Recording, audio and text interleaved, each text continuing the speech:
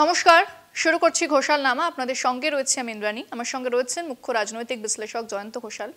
জয়ন্তদা, বিশ্লেষণ আপনারা এই অনুষ্ঠানে শোনেন এবং বেশ কিছু খবর নিয়ে আমরা যেভাবে আলোচনা করি, আজও বেশ কিছু খবরের আপডেট আপনাদের জানাবো, আলোচনা করব।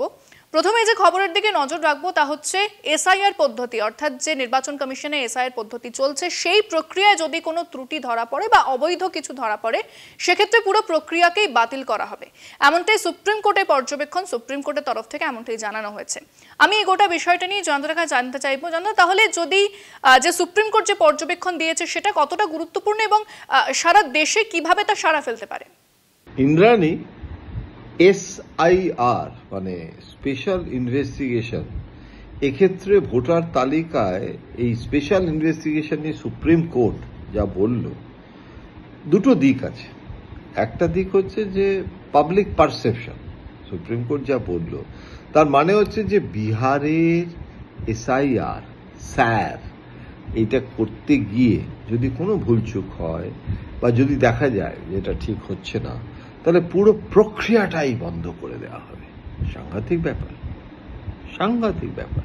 মানে এটা কেন্দ্রকে, তুমি যা বলছো আমি তোমার সঙ্গে একমত যে এটা কিন্তু কেন্দ্রকে একটা ধাক্কা দিচ্ছে।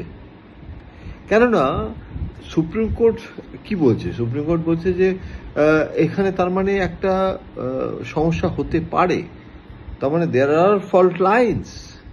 এটা তার মানে কোথাও একটা recognition by the supreme court. এখন এক্ষেত্রে দুটো দিক আছে। যদি সুপ্রিম কোর্ট যদি যা বলেছে তাতে যদি কোনো প্রমাণ না হয়, এখন বিরোধীদের দায়িত্ব তুমি প্রমাণ করো না। যেটা নির্বাচন কমিশন করছে, নির্বাচন কমিশন কি বলছে? নির্বাচন কমিশন বলছে আমি আমার রুটিন প্রক্রিয়া করছি, এটা চিরকাল হয়ে এসছে। এখন যদি কোনো ভুলচুক ধরা পড়ে সেটা বিরোধীদের দায়িত্ব। তার মানে নির্বাচন কমিশন যেটা করলো, দুধ কা দুধ পানি কি পানি। এখন যদি তুমি ভুল ধরতে পারো তাহলে বললে বললে তোমার যুক্তি ভালো হবে, যদি না পারো তাহলে কিন্তু সরি, বিরোধীরা কিন্তু পারবে না শাসক দলের এই এসআইআর বন্ধ করতে। পশ্চিমবঙ্গের ক্ষেত্রেও তার প্রভাব পড়বে। অনেক ধন্যবাদ জানাবো জয়ন্তদাকে। আপনারা জয়ন্তদার আলোচনা শুনলেন। আমাদের অনুষ্ঠান আজ এখানেই শেষ করছি। অন্যান্য খবরের জন্য এবং আপডেটের জন্য নজর রাখতে হবে অনুষ্ঠান ঘোষাল নামা, কলকাতা টিভি ডিজিটাল এবং কলকাতা টিভি পর্দায় রাত ৩, ৭ দিন।